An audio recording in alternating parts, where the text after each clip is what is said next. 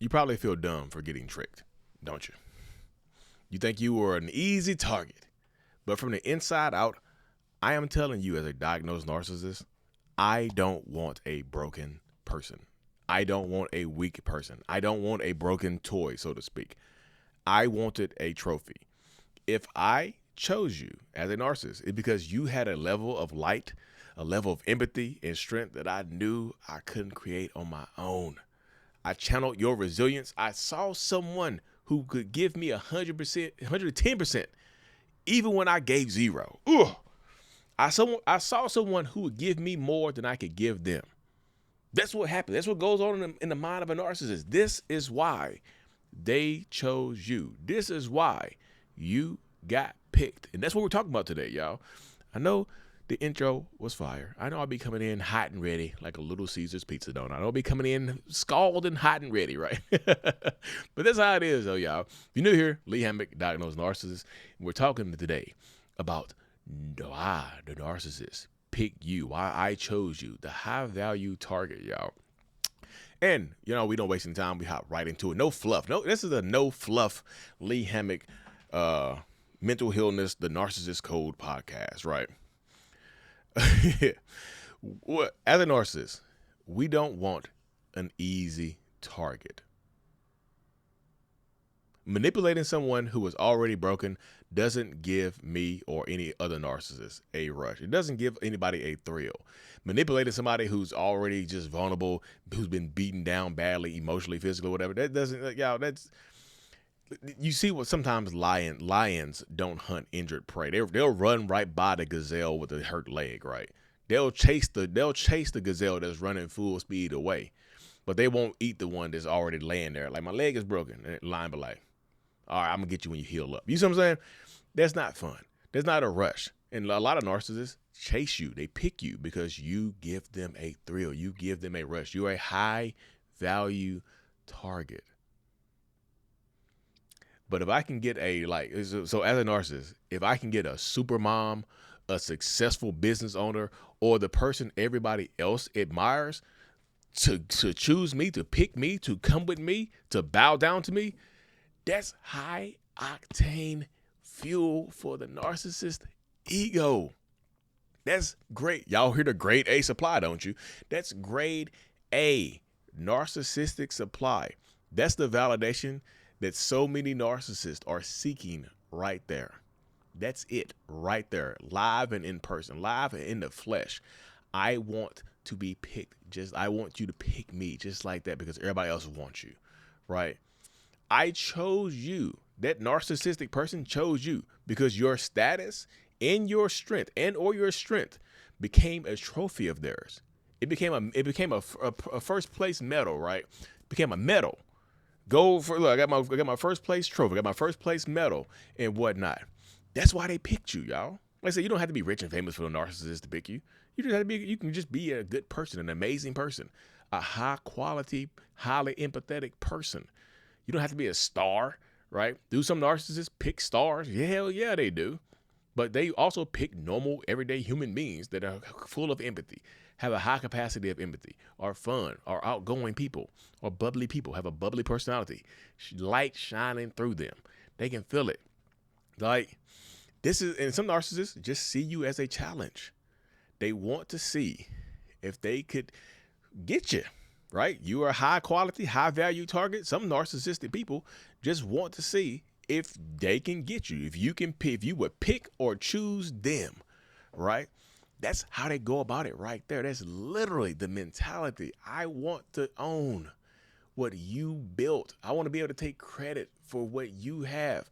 Hey, Lee, she's amazing. I know, right? Gotcha. That's the mentality right there, y'all. Yeah, y'all. I'm not laughing at y'all, probably. I was just laughing at that little image that I did. Hey, Lee, gotcha. You know what I'm saying? That's stupid. I make myself laugh, y'all. I don't know what I'm going to say. I have like little points written down, but I don't know what I'm going to say with it. I don't know where it's going. So guess what happened? That narcissist very rarely stumbles upon you. I just didn't stumble upon you, right? I watched you. I analyzed you. I auditioned you.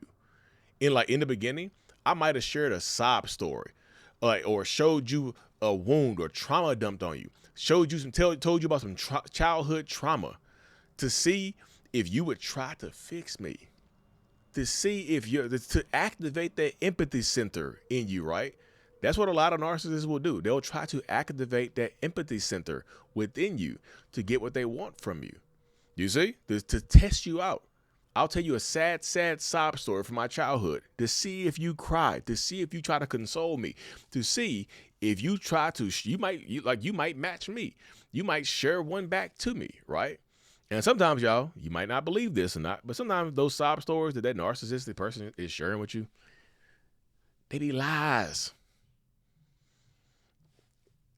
They be lying about sob stories. They'll tell you somebody else's sob story, or they'll just mirror yours. Like, you might have shared one with me, and I'm just mirroring the one you share with me right back to you. You see what I'm saying? This is what happens, right? So you try to, I tested you to see if you would try to fix me. And when you, like, guess what happened? When you jumped in with all your empathy and solutions and your compassion, you passed the test with flying colors. I knew I had the right one then. I knew I had the one who was going to fill my ego, who's going to make me feel good about picking you or choosing you. That's what happens, y'all. And some narcissists, y'all know this. Like, this is one of the common themes of being in a toxic relationship. That light that attracted to that attracted that narcissist to you in the first place typically gets drained, doesn't it? That light that you had, that light that comes up, typically gets drained down low, because that's how that narcissist is treating you. Like, because you're the type of person that won't give up, that won't try to fix me until the job is done, until you fix me. And that's why so many people stay with narcissists, right? Because you always think that I need to be fixed, and you want to be the one that fix me. You don't want to put all of this work in and have somebody else get what you've been working for, right? You don't want to have anybody else get what you've been working for, just get, you know what I'm saying, get me. You don't want to feel like you wasted your time, so you continuously sacrifice and give and give and give. And that narcissist, or me in this instance, in this example, I just take and take and take. So that's what ends up happening right here, y'all.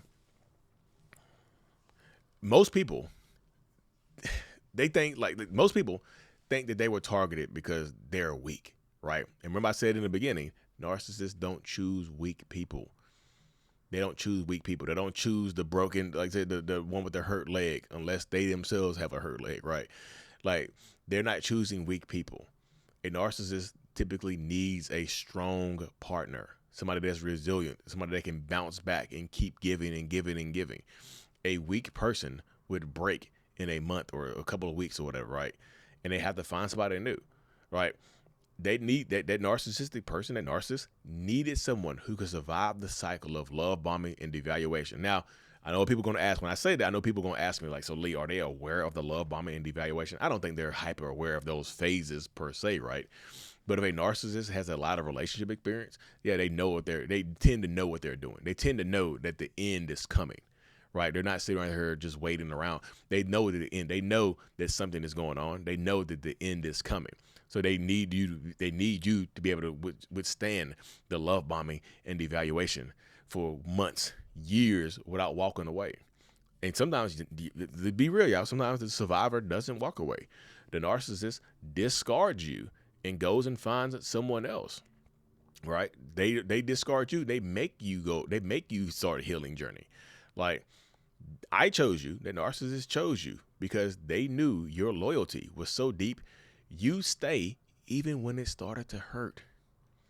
Like, even when staying hurts, you still stay. You still chose that narcissist. You still picked to try to fix me. When you were hurting, you still decided you were hurting. You were hurting. You think I'm hurting. You're trying to fix me while you yourself are broken. I said this the other day, and I actually created a photo off of it, y'all, my AI stuff. Like, you broke yourself trying to fix me, and now you have nothing left to give. I know some of y'all saw that meme yesterday when I shared it.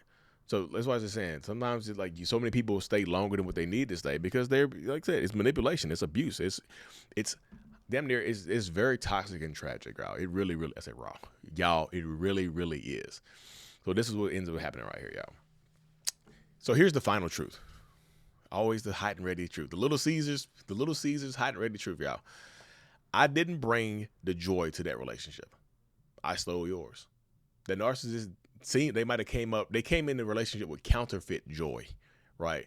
And you came in the relationship with real joy, with the ability to experience real joy, real happiness, real contentment.